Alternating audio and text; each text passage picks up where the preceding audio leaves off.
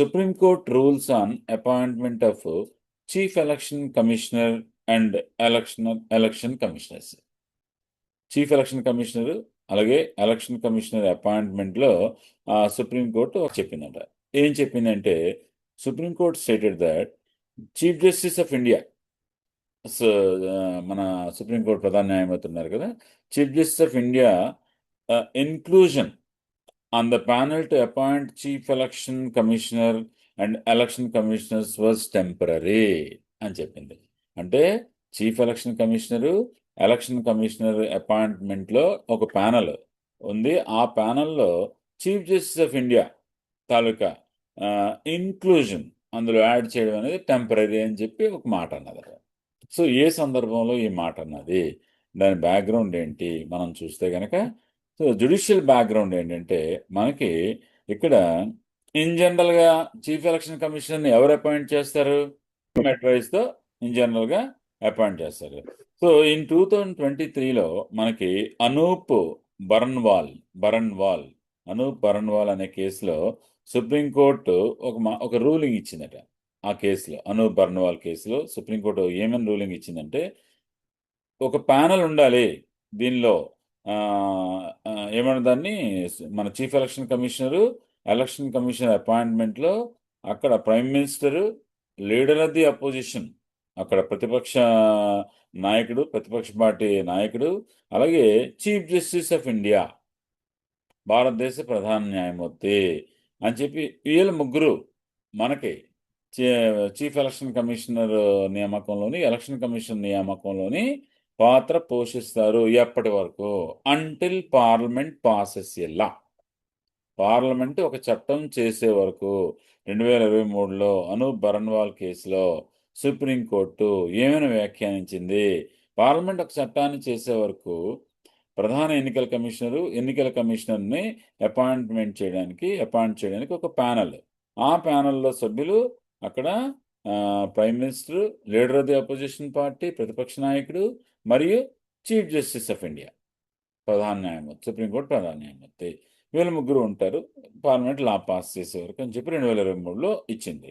So అందువలన అప్పుడు మనకి ఆ తర్వాత పార్లమెంట్ ఒక చట్టాన్ని చేసింది.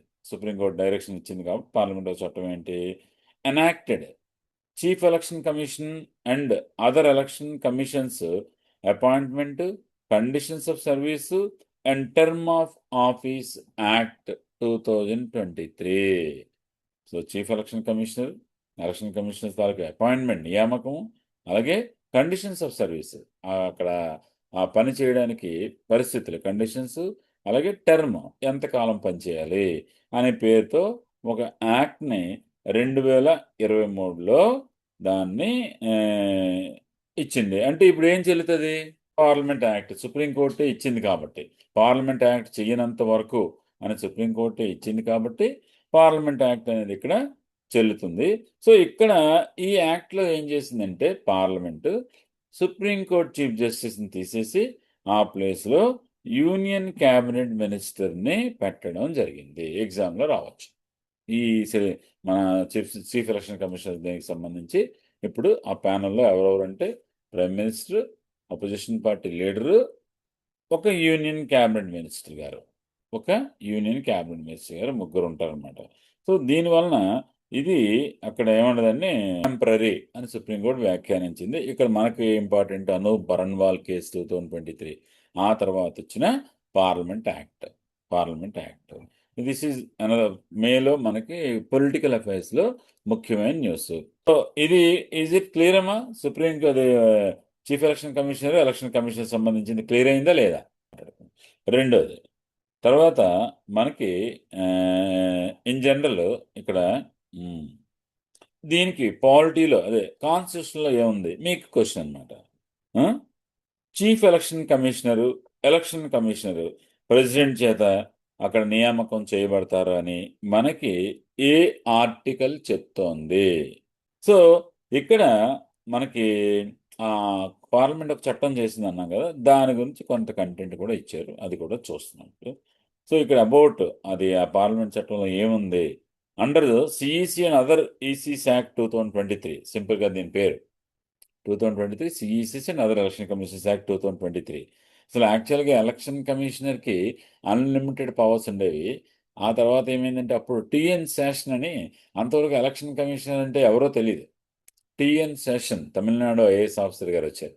ఒక్కసారిగా ఆ అధికారాలన్నీ ఉపయోగించి అందరినీ ఒక్కసారి భయపెట్టేసరికి సింగిల్ ఎలక్షన్ కమిషనర్ వద్దు అని అప్పుడు ఆనాటి కాంగ్రెస్ గవర్నమెంట్ 1990స్లో అనుకుంటా 3 మెంబర్ ఎలక్షన్ కమిషనర్స్ తీసుకురావడం జరిగింది. ఒక అతను చీఫ్ ఎలక్షన్ కమిషనర్, 2 ఇద్దరు ఎలక్షన్ కమిషనర్స్. అప్పటి నుంచి ఎలక్షన్ కమిషనర్ ఇండిపెండెన్సీ కొంత తగ్గిందని చెప్పొచ్చు. 2:1 అయిపోయింది. ఏదైనా సరే ముగ్గురికి ఈక్వల్ అధికారాలే ఉంది.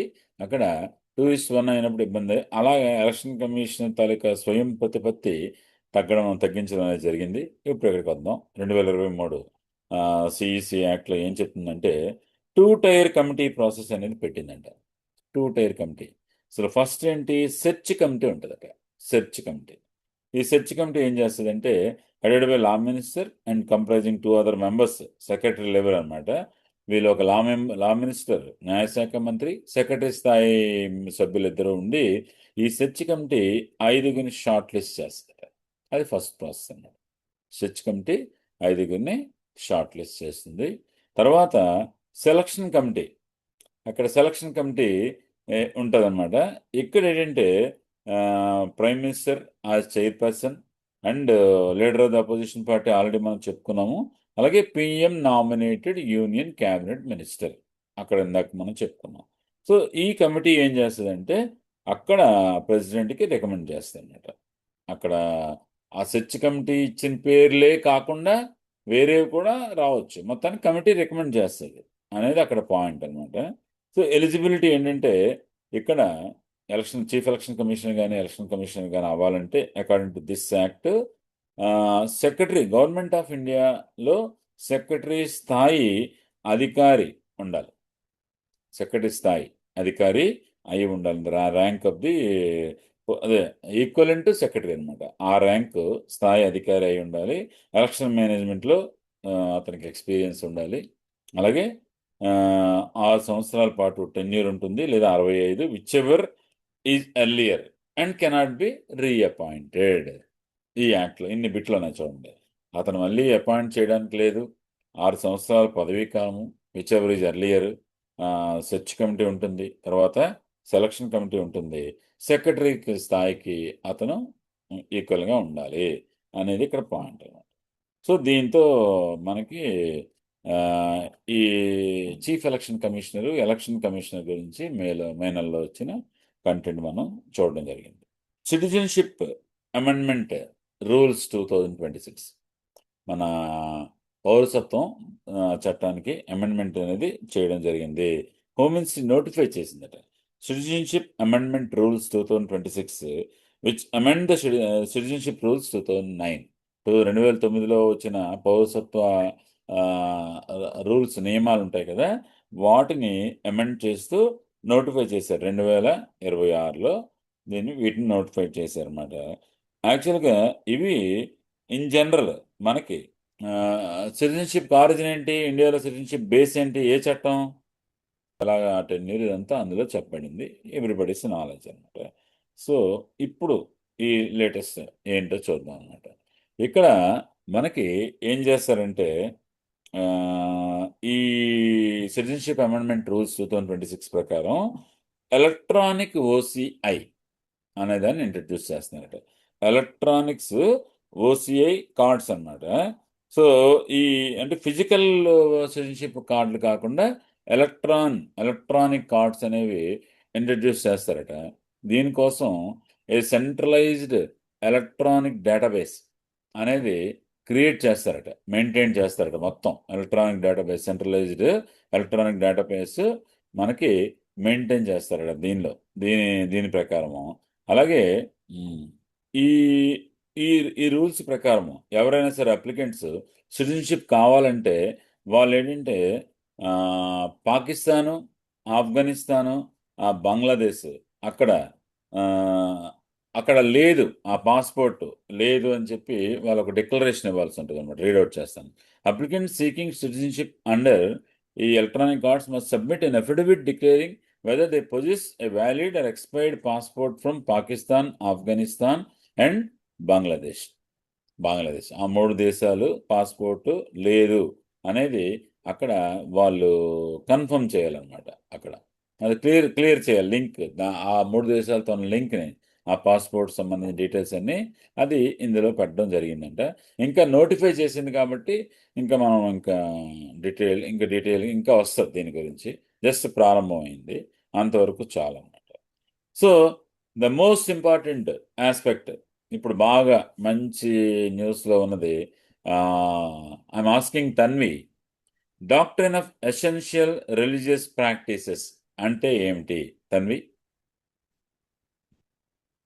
Doctrine of essential religious practices.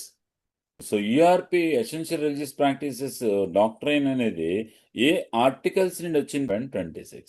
Good. Okay, ఇప్పుడు లోనికి వెళ్దాం. Good. So during Sabarimala reference hearing supreme court examine చేసింది అనమాట. ఏంటంటే interplay between individual and denominational religious rights under essential religious practices doctrine. ఒక ఇండివిజువల్కి అక్కడ ఏమైనా రిలీజియస్ రైట్స్ ఉంటాయి కదా, అక్కడ ఎసెన్షియల్ రిలీజియస్ ప్రాక్టీసెస్ డాక్ట్రైన్ అనేది ఒక డాక్ట్రైన్ వచ్చింది. అంటే ఏంటి, ఒక మత గ్రంథాల్లో దాని తాలూకా ఆథరైజ్డ్ డిస్కోర్స్ స్క్రిప్చర్స్లో ఇది గనక ఎప్పటి నుంచో రాయబడి ఉంటే గనక అది గనక డెఫినెట్గా అది essential religious practice, it is a doctrine. దాన్ని ఇవాల్వ్ అయ్యి అది వచ్చిందనమాట. సో ఇప్పుడు ఏమంటే ఇది జ్యుడిషియల్ ఇన్నోవేషన్ అనమాట, కొత్తగా తీసుకొచ్చారు. ఇక్కడ ఈ రిలీజియస్ ప్రాక్టీసెస్ అనేది ఆర్టికల్ 25, 26 ప్రకారము అక్కడ ప్రొటెక్ట్ చేయబడుతున్నాయి కాబట్టి దీనిలో భాగంగా ఇక్కడ దీన్ని తీసుకొచ్చారు. సో ఇక్కడ ఏమన్నదంటే, although the term religious practice అనే పదము మనకి ఆర్టికల్ 25(2)(a)లో అందులో చెప్పబడిందట. అయితే ఎసెన్షియల్ అనే పదం లేదంట, రిలీజియస్ ప్రాక్టీస్ అనే పదమే ఉందట మనకి ఆర్టికల్ 25(2)(a)లో. అంతేగాని ఎసెన్షియల్ అనేది ముఖ్యమైన అనే పదం లేదు. The constitution neither employees not defines the word essential. రాజ్యాంగం కూడా అది ఎసెన్షియల్ అనే దాన్ని డిఫైన్ చేయలేదు, దాన్ని ముందుకి చెప్పలేదు రాజ్యాంగం కూడా. సో ఇందులో మనకి షిరూర్ మట్ కేసు 1954లో షిరూర్ మట్ అనే కేసులో సుప్రీంకోర్టు రిలీజియన్ అంటే అన్ని రిచువల్స్ ప్రాక్టీసెస్ అందులో కలిగి ఉంటాయి. అన్ని రిచువల్స్ ప్రాక్టీసెస్ ఉంటాయి కదా, రిచువల్స్ అంటే రకరకాల ఇవి చేస్తారు రిలీజన్లో, ఆ మతం కార్యక్రమాలు, రిచువల్స్, వేదిక్ రిచువల్స్ అంటాం కదా, అలాగే ప్రాక్టీసెస్ అవన్నీ రిలీజన్లో ఇంక్లూడ్ అయి ఉంటాయని చెప్పి 1954 సిరూర్ మట్ కేసులో చెప్పింది. ఎగ్జామ్లో రాదు కానీ ఇవల్యూషన్లో చదువుతున్నాము. దీని తర్వాత మనకి ఏమంటుందని ఎసెన్షియాలిటీ టెస్ట్ ఇన్ జనరల్గా ఏమంటారంటే ఫండమెంటల్ టెక్స్ట్ అక్కడ అందులో మెన్షన్ చేస్తేనే అది ఎసెన్షియల్ అనే దాన్ని కన్సిడర్ చేస్తారు. సో దీనివల్ల supreme court has applied the doctrine to declare practices like triple talaq, cow sacrifice, so ఇటువంటివన్నీ, అలాగే public performance of the Tandava dance non essential కాదు, ఇవన్నీ నాన్ ఎసెన్షియల్. అందువలన ఇవన్నీ ఎసెన్షియల్ రిలీజియస్ ప్రాక్టీసెస్లోకి రావు అని చెప్పి, పాత కేసులు కూడా చూసుకుంటే శ్రీ ఆది విశ్వేశ్వర కేసు 1997 ఆ రిలీజియస్, సెక్యులర్, లౌకిక, మతపరమైన టెంపుల్లో జరిగే యాక్టివిటీస్కి డిఫరెన్సియేషన్ గురించి చెప్పింది ఆచార్య జగదీశ్వరానంద అవధూత. సో ఇతను కూడా ఇక్కడ ఆ రిలీజన్ గురించి ఏమన్నదంటే సుప్రీంకోర్టు అది ఎసెన్షియలా కాదా అనేది ఒక ప్రాక్టీస్ ఫుల్ఫిల్ అవ్వాలి అక్కడ, అప్పుడే అది ఎసెన్షియల్ దీంట్లోకి వస్తుందని చెప్పింది. ఎవ్రీబడీస్ నాలెడ్జ్ షాబానో కేసు, నిజంగా అది సైరాబానో కేసు చూస్తే మనకి ఎంత ఆ సినిమా అలా ఉండిపోయాం మేము చూసినప్పుడైతే. ఫైటింగ్ కానీ ఒక ఆవిడ fight, it's a great fight అనమాట. సో అక్కడ కూడా అది అక్కడ సైరాబానో కేసులో కూడా ట్రిపుల్ తలాక్ అనేది అక్కడ ఎసెన్షియల్ రిలీజియస్ ప్రాక్టీస్గా లేదు అని చెప్పి ఇవ్వడం జరిగిందనమాట.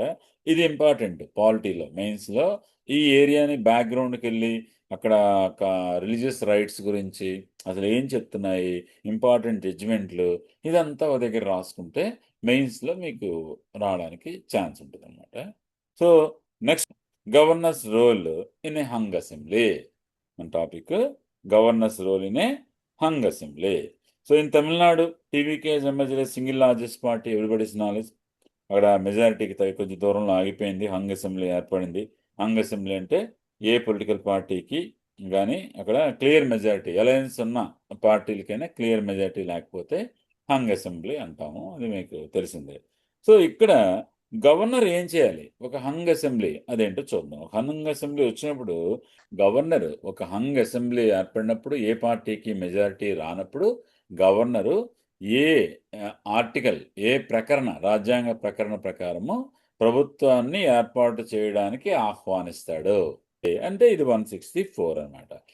ఇలాంటప్పుడు మీరు కరెంట్ అఫైర్స్ ఎలా చదవాలంటే మొత్తం అక్కడ గవర్నర్ అధికారాలన్నీ చదువుకుంటూ వెళ్ళాలన్నమాట. అంటే కరెంట్ అఫైర్స్ అనేది ఐస్బర్గ్లోని పైన కనిపించే ఐస్, దాని బ్యాక్గ్రౌండ్ కరెక్ట్గా ఎవరైతే పాలిటీలో బాగా చదువుకుంటూ వెళ్తారో మీ పాలిటీ ప్రిపరేషన్ ప్యారల్గా అయిపోతుంది. అందుకే కరెంట్ అఫైర్స్ రోజు చదవమంటున్నాను నేను. పాలిటీ ప్రిపరేషన్ ఇలా చేయడం వలన కరెంట్ అఫైర్స్, కరెంట్ ఈవెంట్స్, అలాగే కిందనున్న కంటెంట్ ఐస్బర్గ్ అలా చదువుకుంటూ వెళ్ళడం వలన మీరు ఎగ్జామ్లో 75 మార్క్స్కి అరౌండ్ 65 టు మీ అదృష్టం. తర్వాత ఆ రేస్లో పేపర్ 1 అనేది మనకు అత్యంత కీలకం, పాలిటీ అండ్ ఏపీ హిస్టరీ. ఎట్టి పరిస్థితుల్లోనూ 125 తగ్గకూడదు ఎవరు ఆ పేపర్లో, అంటే 25 లూజ్ అవ్వాలి. అంటే ఎంత ఆర్గనైజ్డ్గా చదవాలో చూడండి. 125 130కి వెళ్ళినా ఇంకా సేఫ్ జోన్లో ఉంటాం అన్నమాట. ఓకే, సో గవర్నర్స్ రోల్ ఇక్కడ గవర్నరు 164 ప్రకారం, 164 ప్రకారం అనుకున్నాము. అతను ఇన్ జనరల్ కమిషన్స్ ఏం చెప్పాయి చూస్తే కనుక సర్కారియా కమిషన్ కానీ మదన్ మోహన్ పూంచి కమిషన్, ఈ రెండు కూడా కేంద్ర రాష్ట్ర సంబంధాల కోసం వేయబడిన commissions, Sarkaria commission and Madan Mohan Punchhi commission. So ఇక్కడ ఏమని చెప్పాయంటే he must call the party or alliance most likely to command a majority అని చెప్పాడు. ఒక పార్టీని కానీ ఒక అలయన్స్ అది కలిపి ఉంటారు కదా, వాళ్ళందరూ కలిపి అలయన్స్గా ఫామ్ అవుతారు కదా, దేన్నైనా సరే majority, most likely to command మెజారిటీని అక్కడ నిరూపించుకుంటుంది అనేది అనమాట, అక్కడ ఆ ఫీల్ అనమాట. దాన్ని పిలవాలి అని చెప్పి కమిషన్స్ చెప్పే ఆర్డర్ ఆఫ్ ప్రిఫరెన్స్ ఏంటి దీనికి, largest prepoll alliance which majority జనరల్గా ముందే ఎన్నికల ముందే ప్రీపోల్ అలయన్స్ పెట్టుకుని వాళ్ళకి మెజారిటీ, ఆ గ్రూప్కి మెజారిటీ వచ్చేయడం అనేది ఫస్ట్ ప్రిఫరెన్స్ ఇవ్వాలంట. మరి టీవీకి ఆల్రెడీ ఉంది, మనకి చూసాము. రెండోది single largest party with support, ఒకటి సింగిల్ లార్జెస్ట్ పార్టీ వచ్చి సపోర్ట్తో కానీ, అది రెండోది. మూడోది పోస్ట్ పోల్ కోయిలేషన్ సంకీర్ణ ప్రభుత్వం అన్నమాట. ఎన్నికల తర్వాత ఏర్పడిన అక్కడ కోయిలేషన్, మేమందరం మీకు సపోర్ట్ చేస్తాం బయట నుండి కానీ లా నుండి కానీ అని చెప్పి వాళ్ళు, అది మూడోది ప్రయారిటీ. నాలుగోది అదే ముందు కోయిలేషన్ ఇన్సైడే, నాలుగోది బయట coalition from out side, post poll alliance from out side. ఇలా 4 ప్రీ పోల్ అలయన్స్, రెండోది సింగిల్ లార్జెస్ట్ పార్టీ, మూడోది పోస్ట్ పోల్ కోయిలేషన్. సో ఇక్కడ ఆ తర్వాత మెజారిటీ నిరూపించుకోవడానికి ఎలాగా టెస్ట్ చేసుకోవడం అనేది ఇన్ జనరల్ అనమాట. ఒకవేళ ఏదైనా సరే ఇక్కడ కాన్స్టిట్యూషనల్ డిస్క్రిషన్, గవర్నర్ తన విచక్షణాధికారాలని impartially without political bias ensuring fairness to all parties ఉపయోగించాలి, జనరల్ పదం అనమాట. ఒకవేళ ఎవరు గవర్నమెంట్ ఏది రాకపోతే అప్పుడు ఆర్టికల్ 356 ప్రెసిడెంట్ రూల్ పెడతారు, ఆ తర్వాత మళ్ళీ ఫ్రెష్ ఎలక్షన్ పెడతారు అనేది జనరల్ ప్రొసీజర్ అనమాట. సో ఇది ఇంపార్టెంట్ అని నేను చెప్తున్నాను. గవర్నరు ఏం చేయాలి, ఎవరికి మెజారిటీ రానప్పుడు దాని తాలూకా డీటెయిల్స్ అన్నీ మీరు చదవండి. అలాగే ఇక్కడ ఫ్లోర్ టెస్ట్ అన్నాం కదా, ఈ ఫ్లోర్ టెస్ట్ ఎలాగా మీరు నిరూపించుకుంటారు, టోటల్ మెంబర్స్ అటెండ్ అవ్వాలా. ఫ్లోర్ టెస్ట్ అంటే ఏంటంటే the majority is determined by the MLAs present and voting. not the total strength in the House. So absentees can lower the effective majority required. Absentees అక్కడ lower the effective measure. ఒకవేళ whip ఏదైనా ఇచ్చారనుకోండి, అక్కడ disqualification లెక్క వేరేగా ఉంటుంది, కానీ ఇక్కడ ఇచ్చింది ఫ్లోర్ టెస్ట్ అనేది ప్రెజెంట్ అండ్ ఓటింగ్ అని. ఇది model code of conduct. Model code of conduct అనేది ఇప్పుడు మేలో న్యూస్లో ఉందండి. అంటే రిప్రజెంటేషన్ ఆఫ్ పీపుల్స్ యాక్ట్ 1951 దానికి సంబంధించిందే కదా మోడల్ కోడ్ ఆఫ్ కాండక్ట్. ప్రజా ప్రాతినిధ్య చట్టము 1951. So, a petition has been filed in Supreme Court alleging PM's national broadcast during assembly elections violated Model Code of Conduct and the representation of the People's Act. అక్కడ assembly election సమయంలో prime minister గారిది national broadcast అనేది అక్కడ జరగడము అనేది model code of కాండక్ట్ను violate చేయడము, అలాగే representation of peoples యాక్ట్ను violate చేయడం అనేది ఒక పిటిషన్ ఏదో ఫైల్ అయింది. సో అసలు ఏంటి మోడల్ కోడ్ ఆఫ్ కాండక్ట్ అంటే ఏంటి? ఎంసీసీ. సో ఇది it is a set of guidelines issued by the election commission of India to regulate conduct of political parties, candidates and the government in power during elections. Political parties, ఆ ఎలక్షన్లో పోటీ చేసిన candidates, అలాగే అధికారంలో ఉన్న ప్రభుత్వంని regulate చేయడానికి అనమాట. దీన్ని ఎలక్షన్ కమిషన్ దీన్ని తీసుకురావడం జరిగింది. Not a statutory law. Its authority rests on plenary powers of election commissioner under article 324 of Indian constitution. ఇది ఎలక్షన్ కమిషన్కి ఆర్టికల్ 324 ద్వారా ఇండియన్ కాన్స్టిట్యూషన్ అధికారం నుంచి వచ్చిన ఇదనమాట. So not a statutory law అనమాట. అదొక చట్టబద్ధమైన ఇది కాదనమాట అనేది ఒక పాయింట్ అనమాట. Model code of conduct. So Mohinder Singh Gill versus CEC, chief election commission 1978లో సుప్రీంకోర్టు ఏమన్నదంటే article 324 as a reservoir of power allowing Election Commission of India to act even where Parliament has not legislated. So parliament చట్టం చేయలేని దగ్గరికి కూడా ఒకవేళ election commission ఒక అవసరమైతే గనక తన దగ్గర ఉన్న పవర్ ఒకటి ఉంది, రిజర్వాయర్ ఆఫ్ పవర్, ఒక పవర్ రిజర్వ్ చేసుకుందనమాట, దాన్ని ఉపయోగిస్తుంది అని చెప్పి Mohinder Singh Gill versus chief election commission 1978లో చెప్పడం జరిగిందనమాట. సో అందువలన ఇక్కడ ఈ మోడల్ కోడ్ ఆఫ్ కాండక్ట్ అనేది ఏంటి వైలేషన్ ఏంటి మనం చూస్తే కనుక ఇక్కడ primary legal question raised by the PMs broadcast concern. అక్కడ బ్రాడ్కాస్ట్లో ఏం జరిగిందంటే incumbent parties are prohibited from combining official visits with electioneering. ఆ ఇన్కంబెంట్స్, ఆ పార్టీస్ ఇప్పుడు ఎలక్షన్ అవుతున్నాయి కదా, ఎలక్షన్స్ అవుతున్నప్పుడు ఆ కంబైన్డ్ అఫీషియల్ విజిట్స్ అనేవి చేయకూడదు అనేది అది part 7 provisions, model code of కాండక్ట్లోని పార్ట్ 7లోనే ఉన్న ప్రావిజన్స్ చెప్తున్నాయి. అది ఒక పాయింట్. అలాగే గవర్నమెంట్ మెషినరీని వాడుకోకూడదట. ప్రభుత్వం అధికారంలో ఉన్న ప్రభుత్వము గవర్నమెంట్ మెషినరీని వాడుకోకూడదు, స్ట్రిక్ట్లీ ఫర్బిడెన్. ఇక్కడ వైలేషన్ జరిగింది. రెండోది, అలాగే publicly funded mass media must not be misused for partition coverage during the election period. Mass media, publicly funded mass media ఉంటుంది, గవర్నమెంట్ మాస్ మీడియా, అన్ని రకాల ఉంటాయి కదా, వాళ్ళు ఈ కవరేజ్ అది చేయకూడదు. ఏమన్నదాన్ని ఎవరైతే ఈ మీటింగ్ జరిగిందో ఆ కవరేజ్ ఆల్ ఇండియా రేడియో కానీ లేకపోతే Akashvani, Doordarshan, public mass media ఉంటుంది కదా, ఆ కవరేజ్ చేయకూడదు. సో ఈ 3 ప్రావిజన్స్ ఇవి వైలేట్ అయ్యాయి అని ఇక్కడ చెప్పడం జరిగింది. ఈ 3 మీద ఎగ్జామ్లో ఒక క్వశ్చన్ రావడానికి అవకాశం ఉంది, అది నా ఉద్దేశం అనమాట.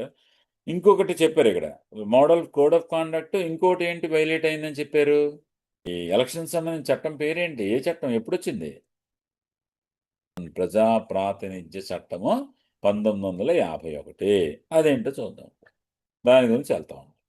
So representation of people's act, అక్కడ ప్రజా ప్రాతినిధ్య చట్టం 1951 ఏం చెప్తుందంటే it is a statutory law. Model code of conduct statutory law కాదన్నాం, బట్ ఇది ఆర్పిఏ అనేది స్టాట్యుటరీ లా. ఇక్కడ అన్ని డిఫైన్ చేశారట. Categories of corrupt practices, acts that can disqualify a candidate and invalidate an election. ఒక ఎలక్షన్లో పాల్గొన్న క్యాండిడేట్ చేయకూడని పనులు అన్నీ కూడా ఇక్కడ చెప్పడం జరిగింది. అలాగే డిస్క్వాలిఫై చేయొచ్చు అనమాట. It is enforceable in court of law. ఇది చట్టాల్లో మన కోర్టుల్లో ఇది అమలు చేయబడుతుంది 1951. అయితే ఇక్కడ ఏంటి వైలేట్ అయింది మనం చూద్దాం. ఏంటి వైలేట్ అయింది చూస్తే ఇక్కడ ఇందులో మన రిప్రజెంటేషన్స్ ఆఫ్ పీపుల్స్ యాక్ట్ 1951లో సెక్షన్ 123 ఏం చెప్తుందంటే ఇక్కడ ఏ క్యాండిడేట్ కానీ అతని ఏజెంట్ కానీ ఓటర్స్కి రిలీజను, రేసు, క్యాస్ట్, కమ్యూనిటీ, భాష, రిలీజన్ మతం కానీ, జాతి మీద కానీ, అలాగే కులం కానీ, సో ఈ భాష కానీ ఇక్కడ అపీల్ చేయకూడదట ఓటర్స్కి. అపీల్ చేయకూడదు. నేను పలానా కులం చెందినవాడిని, పలానా భాషకు చెందినవాడిని అని అపీల్ చేయడానికి లేదంట. అపీల్ చేయడానికి లేదని ఇక్కడ ఐడెంటిటీ బేస్డ్ అపీల్స్ ఉండకూడదు. ఇక్కడ జరిగింది. ఐడెంటిటీ బేస్డ్ అపీల్స్ అనేవి ఉండకూడదు. ఇక్కడ జరిగింది అనేది వీళ్ళు చెప్తున్న పాయింట్. ఐడెంటిటీ బేస్డ్ అపీల్స్ ఉండకూడదు అనేది ఇక్కడ జరిగింది అనేది పాయింట్. కరెంట్ అఫైర్స్ మీరు అనుకోవచ్చు బిట్లు ఏం లేవేంటి అని. బిట్ల కోసం కరెంట్ అఫైర్స్ చదవకండి. కంటెంట్ చదవండి. అన్ని పొలిటికల్ అఫైర్స్, అన్ని ఎకనామిక్ అఫైర్స్, అన్ని ఇంటర్నేషనల్ అఫైర్స్, అన్ని సైన్స్ అండ్ టెక్నాలజికల్ అఫైర్స్ అన్నీ చదువుకుంటూ వెళ్ళిన తర్వాత అప్పుడు బిట్లోకి వెళ్తాం అన్నమాట. ముందే బిట్లు ఎత్తుక్కుంటే కరెంట్ అఫైర్స్ ఎప్పటికీ మనం చేయలేం. చాలా కష్టంగా ఉంటుంది. కంటెంట్ అలా చదువుకుంటూ వెళ్తూ అప్పుడు ఫోకస్డ్గా బిట్స్ మనం ప్రాక్టీస్ చేస్తే అప్పుడు ఈజీ అవుతుంది. యూపీఎస్సీలో అదే టెక్నిక్ ఫాలో అవుతాం అన్నమాట. అందువలన మీరు గాబరా పడకండి. కరెంట్ అఫైర్స్లో మనం ఎప్పుడు ఒక హిస్టరీలోకి ఎలా వెళ్ళాం, సైన్స్ అండ్ టెక్నాలజీలోకి ఎలా వెళ్ళామో కరెంట్ అఫైర్స్లో కూడా తీసుకెళ్ళే టెక్నిక్ అన్నమాట. ఇది తీసుకెళ్ళే టెక్నిక్. ఇది ఇలాగే ఉంటుంది. ఇందులో ఏం బిట్లు కనిపించేవి కానీ మీరు ఏదైనా ఆన్సర్ చేయగలుగుతారు. ప్రతి క్వశ్చన్కి మీరు ఆన్సర్ చేయగలరు. దిస్ ఈజ్ మై బోర్డ్ అనమాట. 123లో ఇంకో పాయింట్, ఏడో క్లాజులో ఇంకోటి ఉందంట. దూరదర్శన్ స్టాఫ్ ఎవరు గవర్నమెంట్ సర్వెంట్స్ అనమాట. గవర్నమెంట్ సర్వెంట్స్ని డిఫైన్ చేసింది. వాళ్ళెవరు ఈ ఎన్నికల దీంట్లో పాల్గొకూడదు. దూరదర్శన్ స్టాఫ్ ఇక్కడ పాల్గొన్నారు. పిఎంఓ అఫీషియల్స్, టీవీ పర్సనల్స్ వీళ్ళందరూ గవర్నమెంట్ సర్వెంట్స్ కింద వస్తారు. వాళ్ళు పాల్గొన్నారు అని చెప్పి సో ఈ విధంగా 1951 ఇది వైలేట్ అయింది. అక్కడ మోడల్ కోడ్ ఆఫ్ కాండక్ట్ కూడా వైలేట్ అయింది అని చెప్పి చెప్పడం జరిగింది. రైట్ అనమాట. రీప్రొడక్టివ్ చాయిస్ ఆఫ్ మైనర్, అంటే మైనర్ ఉన్నారు, తనకి ఏమో రీప్రొడక్టివ్ చాయిస్ పునరుత్పత్తి చేసే హక్కు అనేది ఫండమెంటల్ రైట్, ప్రాథమిక హక్కు. ఏంటంటమ్మా సుప్రీంకోర్టు పర్మిట్ చేసిందట 15-year-old rape survivor to terminate a 7-month pregnancy. తను అక్కడ సర్వైవ్ అయింది అమ్మాయి. అటువంటి అమానుషికాండనండి. సో ప్రెగ్నెన్సీని టెర్మినేట్ చేయడానికి 7-month ప్రెగ్నెన్సీని టెర్మినేట్ చేయడానికి so holding that reproductive autonomy, privacy and bodily integrity are protected under article 21 right to live. Article 21 అంటే రైట్ టు లివ్. సుప్రీంకోర్టు ఆమెకు పర్మిట్ చేసింది అని చెప్తున్నారు. అసలు ఏంటి లీగల్ ఫ్రేమ్వర్క్ ఏంటో మనం చూద్దాం. సో మనకి లీగల్ ఫ్రేమ్వర్క్ ఏం చెప్తుందంటే ఎంటీపీ అమెండ్మెంట్ యాక్ట్ 2021 వచ్చిందట మనకి. ఎంటీపీ అంటే amendment act, medical termination of pregnancy act 2021. Amendment act 2021 ఏం చెప్తుందంటే it allows abortion up to 24 weeks for minors rape survivors requiring written guardian consent and section మొత్తానికి. అంటే వాళ్ళకి రిటర్న్ గార్డియన్ ఎవరైనా ఉండి రిటర్న్ స్టేట్మెంట్ ఇస్తే కనుక వాళ్ళకి అబార్ట్ చేయడానికి అప్ టు 24 weeks మైనర్ అని ఈ చట్టం చెప్తుంది అనమాట. సో ఇక్కడ తర్వాత మెడికల్ బోర్డు 24 weeks దాటితే మెడికల్ బోర్డు రిఫర్ చేయాలి అని చెప్పి చెప్తుంది అనమాట. అలాగే మనకి POCSO act section 19 of the POCSO act ఏం చెప్తుందంటే కనుక mandates reporting a minor pregnancy to the police initiating an automatic criminal investigation. POCSO act అదే సమయంలో ఏం చెప్తుంది, మైనర్ తాలూకా ప్రెగ్నెన్సీని పోలీసులకి ఇన్ఫార్మ్ చేయాలి. సెక్షన్ అదే 19 అనేది క్రిమినల్ ఇన్వెస్టిగేషన్ అక్కడ జరగాలి అని పోక్సో యాక్ట్ చెప్తుంది.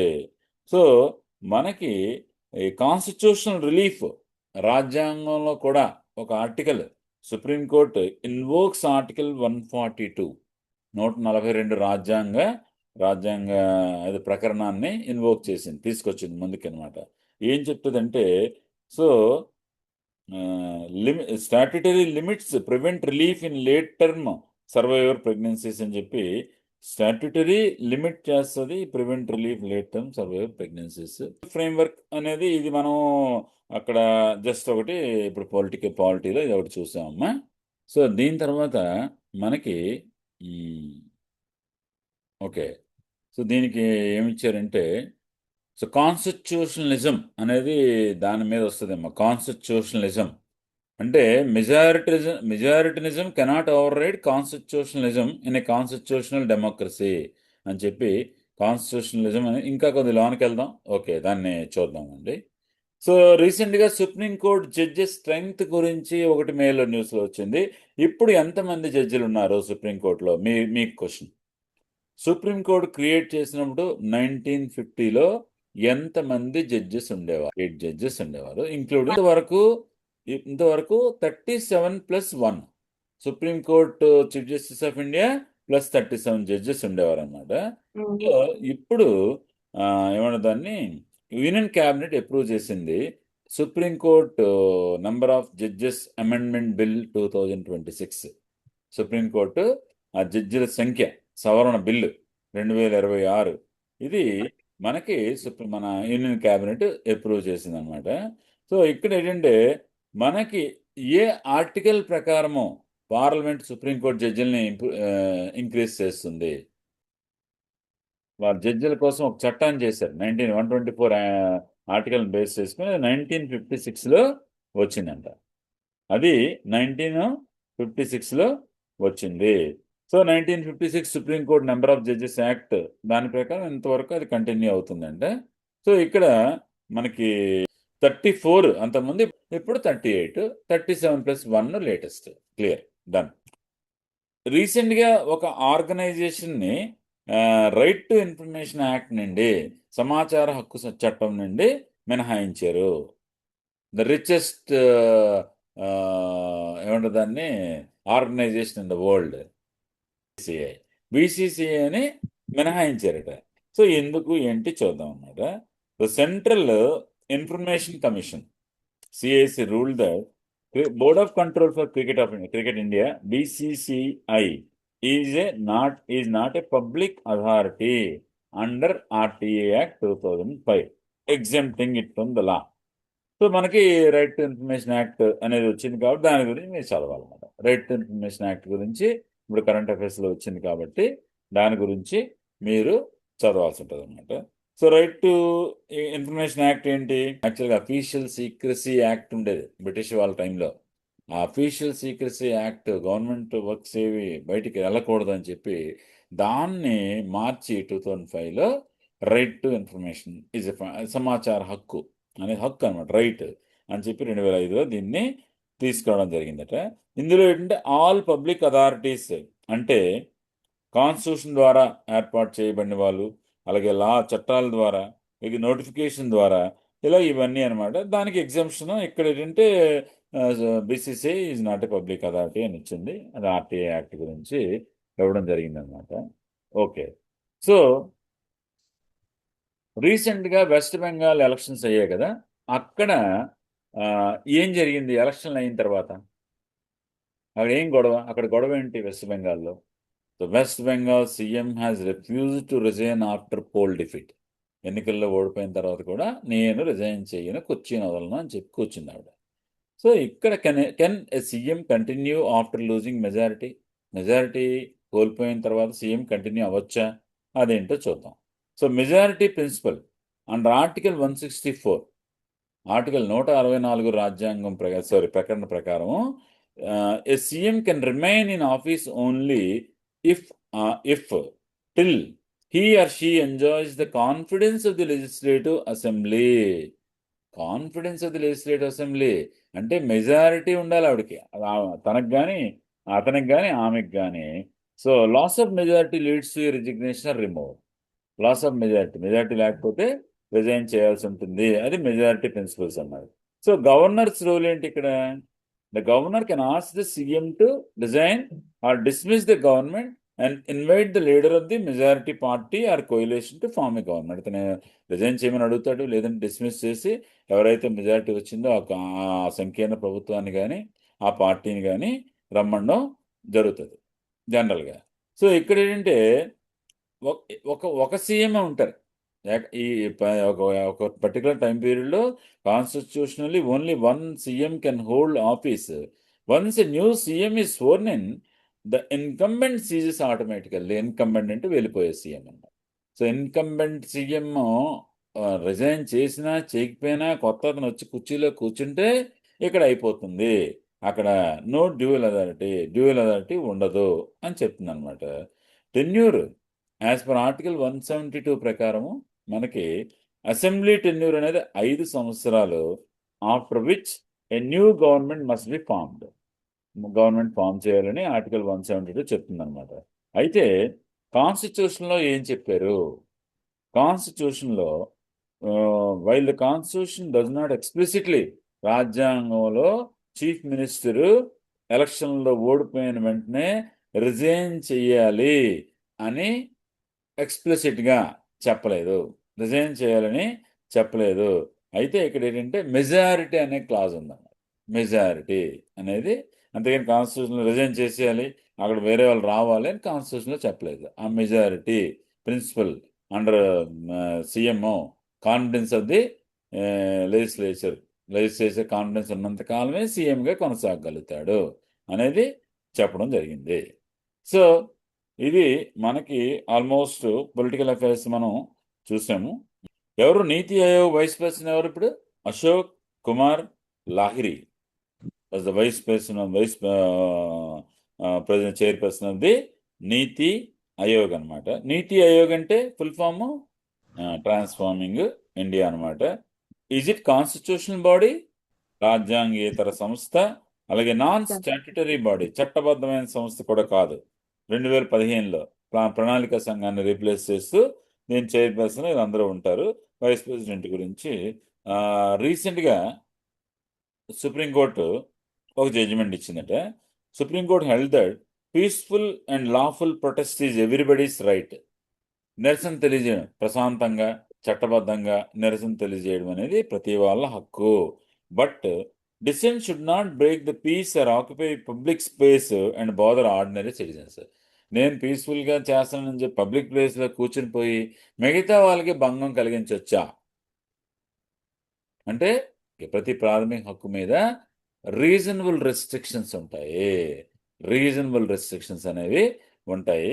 ఆ రీజనబుల్ రెస్ట్రిక్షన్స్ గురించి సుప్రీంకోర్టు ఏం మెన్షన్ చేసింది చూద్దాం ఇక్కడ. సో మనకి రాజ్యాంగంలో ద రైట్ టు ప్రొటెస్ట్ అనేది రాజ్యాంగంలో అక్కడ మనకి మెన్షన్ చేయబడలేదు.